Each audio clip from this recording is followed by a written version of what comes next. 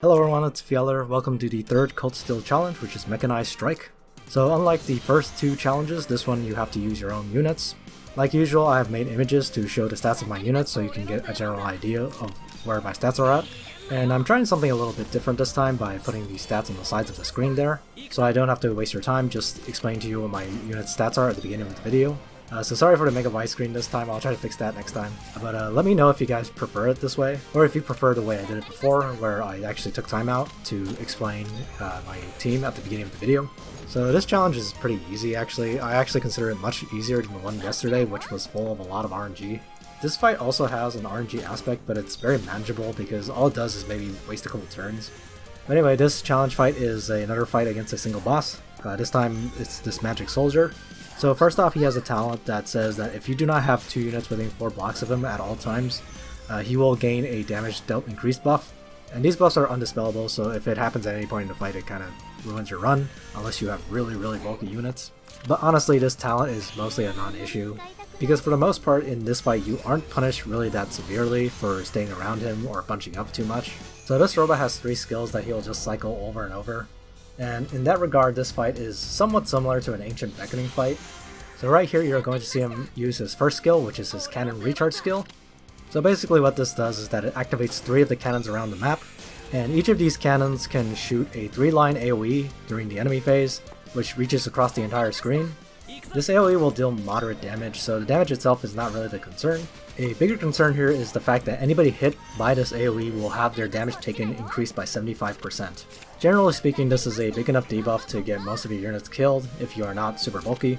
And of course it's worth considering that the following turn he is going to do a big AoE, and if multiple of your units get hit by this debuff, you might just get your group wiped out, and that of course is not a very good thing. But fear not, because this fight decided to hand everybody a move again skill, so everybody gets to move another 2 spaces after they attack, which of course makes things much simpler for you to continue your attacks on the robot without getting stuck in a position where you might get hit by one of the cannons. Although you are going to see me in some instances just yellow and get hit by cannons because they're really not that big a deal. So his second attack is just about to come up here, Strafing Fire. So this attack is similar to Meteor in that it will attack everybody within an AoE range and then give them a poison debuff. The multiplier on the AoE itself is also fairly high, at 0.6 AoE damage. So if this combines with one of the cannons, of course it's going to get your units killed probably, unless they're physically very tanky like my Grenier is here. And like I said, it also causes a fixed damage poison debuff. So this fixed damage is actually unresistible, so even though my Chris is wearing a meditation ring, she is not going to be able to resist it. It deals 1 times the boss's attack in fixed damage. So in addition, this fixed damage also acts like a plague of sorts. It will spread to adjacent units when you end your turn next to them. So again, using the move again skill provided by this map, you can try to position your units in a way so that they won't keep spreading the debuff to each other over and over again. But honestly, even if they do, it's not that big a deal. I think for most players, this fixed damage is going to be largely negligible. Obviously, if you can get rid of it, you should do so, but I wouldn't go out of my way to do it to the point where I am actually doing less damage on the boss, because you do want to do damage to the boss. The DPS check is probably the hardest part of this fight. The final attack from the robot is a Charge Claw skill. So basically this is just a Chain Hook skill, essentially, although it does do way more damage than Chain Hook does. So I have seen this like one-shot some squishier units that I brought into this fight, so do be aware of that. But because he becomes completely immobile when he's preparing to use this skill, and it is a chain hook style skill, so it pulls people in from a straight line into him. So you can pick and choose who gets hit by this skill if you position correctly. So it's none of his attacks are really a concern, honestly. I mean, there is a bit of RNG here, so the RNG basically involves which cannons he decides to activate, but you are given 15 turns to beat this map, so I wouldn't be too concerned about playing insanely aggressively. The other thing is that this boss does indeed move when he decides to use Strafing Fire, so you can try to bait him into a position where he is not standing within the line of fire of one of the cannons, which makes it a lot easier for you to wail on him without needing to worry about them. Now, you can see that for this run I'm getting a little bit lucky with my cannon placements, and it allows me to stay mostly in the same spot and just try to DPS them down. But I ran this map a few more times and I found that for the most part the RNG of the cannons is not a factor in beating this map on time. So these guys come in and just either single target attack you or do an AoE. I mean, these guys are not really a threat either. They do, however, also have hooking skills, so you probably don't want to leave them alone either because you don't want them hooking you into range of a cannon. So anyway, just a little bit about the team I'm using here. You can see that I'm using a pretty standard glory team for the most part. None of them have anything particularly special equipped here. I did bring Holy Word on Almeida instead of some kind of AoE because in this case there's really nothing to AoE. There's no real buffs for Almeida to dispel here. So Holy Word just allows Almeida to contribute a little bit to damage while also keeping up her heals. So obviously I'm using a full SR/freebie team here. If you are using SSRs, TRs makes this fight even easier because you can just heal after every single attack. You can also consider just not bringing a tank for this fight because honestly a tank isn't really doing much in this fight. You can guard against the adds a little bit, but the boss himself doesn't do single target attacks.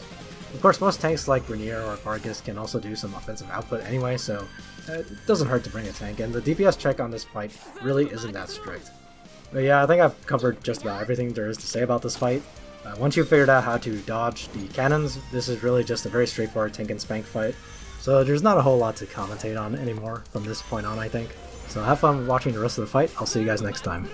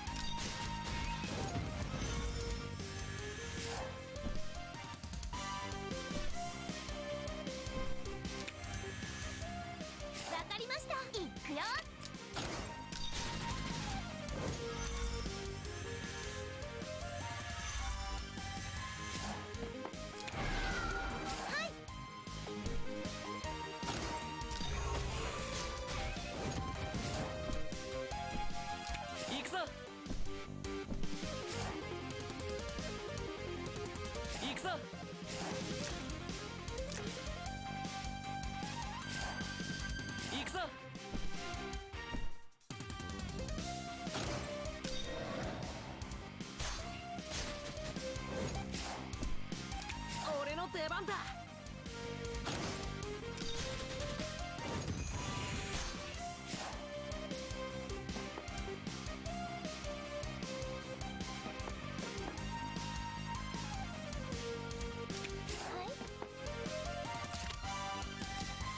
れはあまり使いたくないですよね。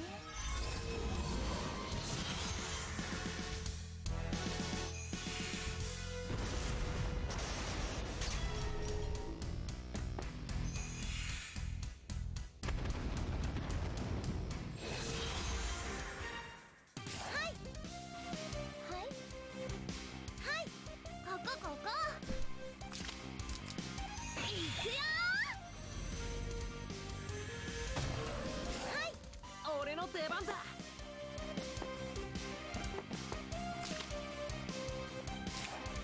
行くぞ。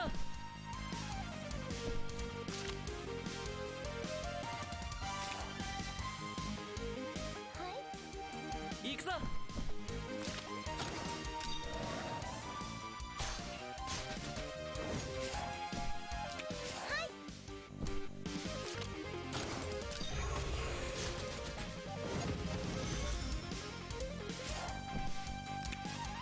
全部こっちだよ。全部負けいくよ。全部。あ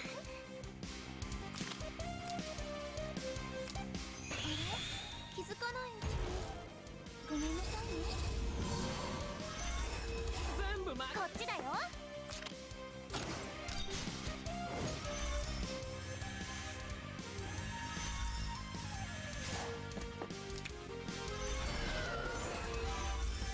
俺の出番だ。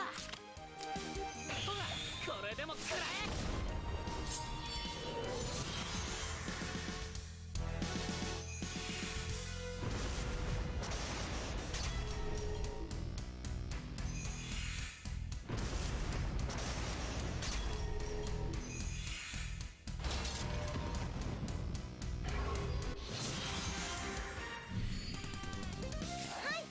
行くぞ。わ